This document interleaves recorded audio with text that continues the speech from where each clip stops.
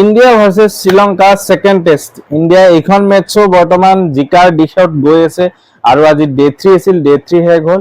তো ডে 3 অন্তত এই 3 দিনত কি খেল হ'ল সকলোখিনি কথা পাতিম। ভিডিঅ'টো শেষলৈ চাব, লাইক কৰি দিব আৰু চেনেলটোত ফাৰ্ষ্ট টাইম আহিছে যদি ছাবস্ক্ৰাইব কৰি দিব। এতিয়া কথা হ'ল ইণ্ডিয়াই ফাৰ্ষ্ট বেটিং কৰে আৰু ফাৰ্ষ্ট বেটিং কৰি ইণ্ডিয়াই 503 ৰান বনাই 9টা উইকেট হেৰুৱায় ডিক্লেয়াৰ কৰে। 138 অভাৰ্ছ খেলে, মানে 503 ৰান বনায়। আৰু কোনে কিমান ৰান বনায় মই কৈ আছোঁ।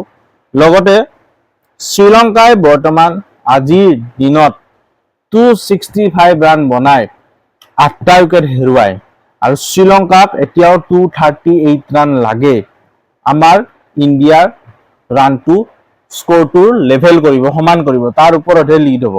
গতিকে শ্ৰীলংকাৰ 8টা উইকেট অলৰেডি গ'ল, গতিকে 2টা উইকেটহে আছে অনলি। গতিকে শ্ৰীলংকা আৰু বহুত ৰানত 200 ৰান মানৰ ওপৰত পিছ পৰি থাকিব আৰু ফলন হয়নে নহয় চাব লাগিব। আৰু যদি নহয় যদিও ইণ্ডিয়া অলপমান বেটিং কৰি আৰু শ্ৰীলংকাক দি দিব টাৰ্গেট। গতিকে আৰু দুদিন আছে, এইখন মেটছো ইণ্ডিয়াই জিকাৰ দিশত। বাকী ফাৰ্ষ্ট ইনিংছত কোনে কিমান ৰান বনাইছে ইণ্ডিয়াৰ হয়। যশস্বী জয়সৱাল 45 ৰান বনাইছে, সুন্দৰ ইনিংছ খেলিছে। এটা মানে ফাৰ্ষ্ট মানে আমাক ষ্টাৰ্ট এটা দিছে। KL ৰাহুল 18, দেৱদূত পাডিকলৰ কথা কি ক'ম, ধুনীয়া মানে ফৰ্মত আছে, 117 চেঞ্চুৰী মাৰে।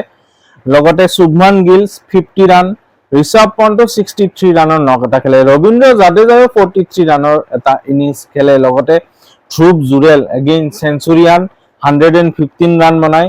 লগতে মানৱ চুথাৰেও 18 ৰান বনায়, যাৰ ফলত ইণ্ডিয়াই মেমত 503 ৰান বনায় আৰু 9টা উইকেট হেৰুৱায় আৰু এটা উইকেট থাকিয়ে যায়। তাৰপিছত আশিতা ফাৰ্ণাণ্ডোই 4টা উইকেট লয়।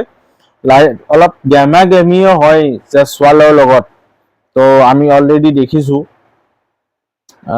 লাহিৰু কুমাৰে 1টা উইকেট, প্ৰভাত জয়সূৰ্যাই 2টা উইকেট আৰু কেশৰা নোৱান্থাই 2টা উইকেট লয়। এতিয়া তাৰে সেইটো ৰান চেছ কৰি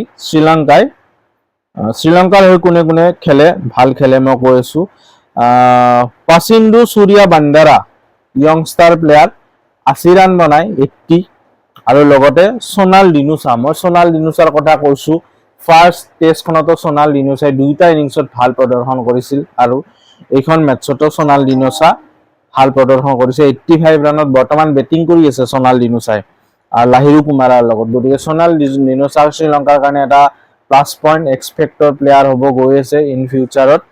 আৰু লগতে ইণ্ডিয়াৰ যদি বলিঙৰ কথা কওঁ, কালিয়ে ইণ্ডিয়াই 2টা উইকেট লৈছে। লাষ্ট একদম বৰষুণৰ পিছত মেটছ হৈছিল, অলপমান টাইম 3 অভাৰ মানত 2টা উইকেট ইণ্ডিয়াই লৈছিল।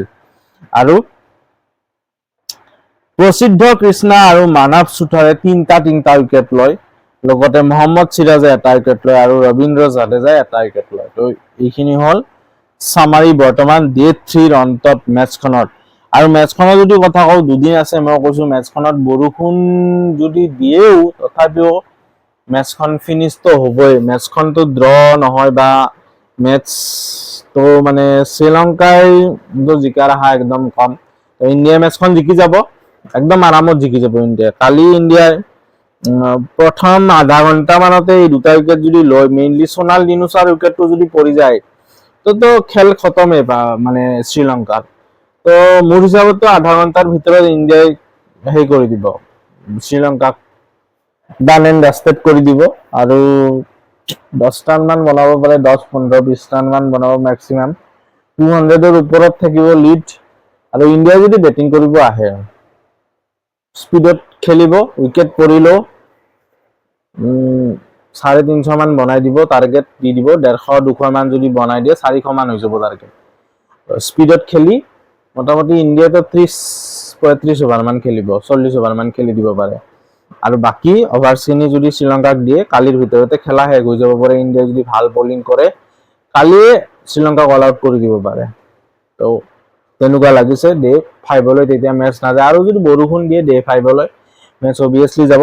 তো এইখিনিয়ে আছিল ইণ্ডিয়া ভাৰ্চেছ শ্ৰীলংকাৰ ছেকেণ্ড টেষ্টৰ কথা। আৰু WTC পইণ্ট অফ ভিউ দি যদি কওঁ, ইণ্ডিয়া এতিয়াও আছে তলত, পিছ পৰি আছে, কিন্তু চান্সেছ আছে ইণ্ডিয়াৰ। আৰু এতিয়াও মানে hope is alive, WTC final is on. তো ইণ্ডিয়াই হোৱাইট ৱাছ কৰক, শ্ৰীলংকাক এই আশা কৰিছোঁ।